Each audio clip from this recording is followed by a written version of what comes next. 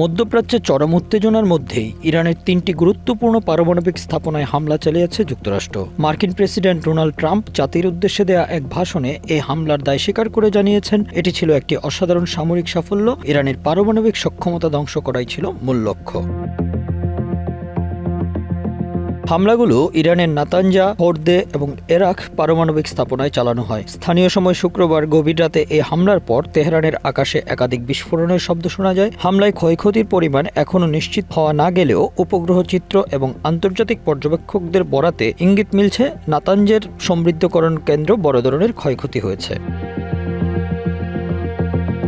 পারমাণবিক স্থাপনা আক্রান্ত বা দুর্ঘটনার কবলে পড়লে তেজস্ক্রিয় পদার্থ বাতাস, জল এবং মাটির মাধ্যমে পরিবেশে ছড়িয়ে পড়ে, যা সরাসরি মানুষের দেহে প্রবেশ করে ক্যান্সার, জিনগত ত্রুটি, ত্বক এবং অভ্যন্তরীণ অঙ্গ প্রত্যঙ্গের ক্ষতি এবং অন্যান্য জটিল রোগের কারণ হয়। চেরনোবিল এবং ফুকুশিমা দুর্ঘটনা এই ঝুঁকির প্রকৃত উদাহরণ।